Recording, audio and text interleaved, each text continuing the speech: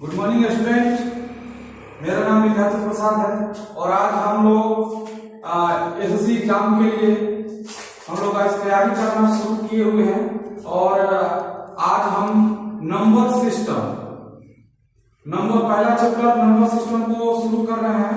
Number system में मुख्य रूप से मूल पॉइंट जो होता है 10 प्रकार का, उसमें होता है नंबर एक होता है बुनियादी उदाहरण, यानी उसमें बेसिक पढ़ते हैं। टाइप 2 में जातीय मान और स्थानीय मान पढ़ते हैं। टाइप 3 में इकाई अंक यानी डिजिट यूनिट डिजिट को पढ़ना पड़ता है। और चौथा है फैक्टोरियल आधारित प्रश्न। इसी तरह टोटल कुल मिलकर 10 टाइप होते हैं उसमें। उन्हीं में से आज मैं टाइप 3 इकाई अंक शुरू करने जा रहा हूं। आज हम लोग इकाई अंक पढ़ेंगे। इकाई अंक में होता यह है कि कोई भी संख्या हो उसके इकाई अंक यानी यूनिट डिजिट है ना, या तो 0 आएगा या 1 या तो 2 आएगा या 3 या 4 या 5 6 7 8 या 9। इन्हीं संख्याओं में से कोई एक संख्या आएगा। ठीक है, इन्हीं में से कोई एक संख्या आएगा। और इसमें से अब हम बताते हैं, अब 0 हो गया, 0 1 5 और 6। 0 का पावर कुछ भी हो, इसका इकाई अंक हमेशा 0 ही होगा।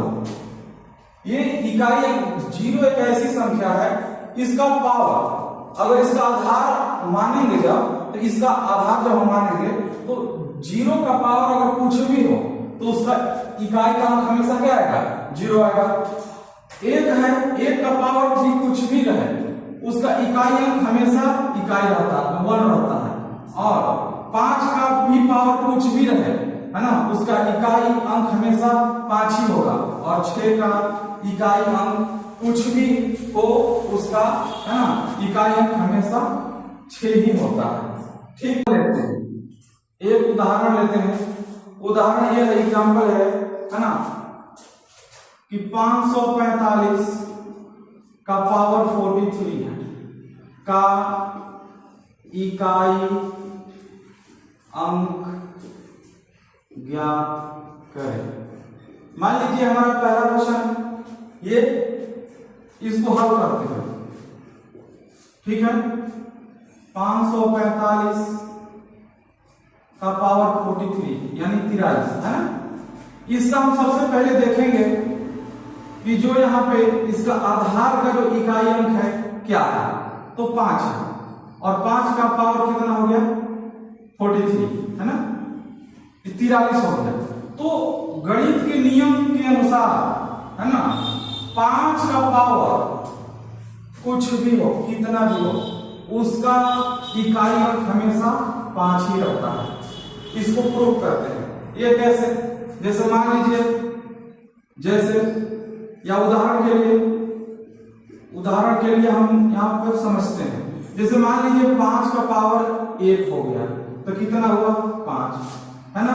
1 आया तो इसका इकाई अंक क्या आ गया? 5। अगर मान लीजिए 5 का पावर हम 2 करते हैं तो ये कितना हो जाएगा? 25। 5 गुणे 5 तो हो गया 25। तो इसका भी इकाई अंक कितना आया? 5 ही आया। अगर हम 5 का पावर हम इसी तरह 3 करें तो 5 गुणे 5 गुणे 5 बराबर कितना होगा? 125। इसका भी इकाई अंक कितना आया? 25 आया। अगर 5 का पावर हम 4 करते हैं तो 5 गुणे 5 गुणे 5 गुणे 5 है ना। तो इसका अगर हम मल्टीप्लाई करेंगे तो आएगा 625। 625 का है ना इकाई अंक देखेंगे तो 5 ही आ रहा है। ये हम जो हमारा ये सर्कल प्राप्त हो रहा है, इसका भी 5 है, इसका भी 5 है, इसका भी 5। तो 5 के केस में अगर इकाई अंक 5 है तो 5 के केस में आप कितना भी संख्या लाइए, इकाई का अंक क्या होगा? ऑलवेज 5 ही होगा।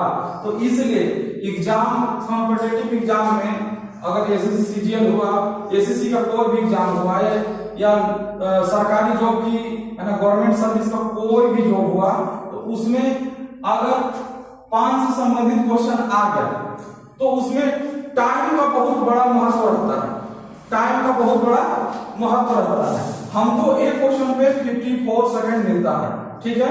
तो इतना करने के बजाय हमको अगर ये चीज पता रहेगा कि 5 का पावर n बराबर 5 होता है, ऑलवेज होता है, तो हम डायरेक्ट इसका आंसर ले लेंगे, डायरेक्ट इसका आंसर ले लेंगे।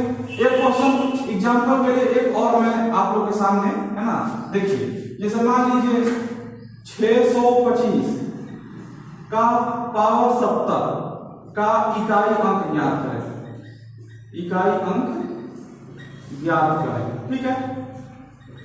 देखिए इसमें क्या है, हम सबसे पहले 625 का पावर 70, तो इसका सबसे पहले हम आधार का जो अंक है वो हम देखेंगे। आधार अंक क्या है? 5।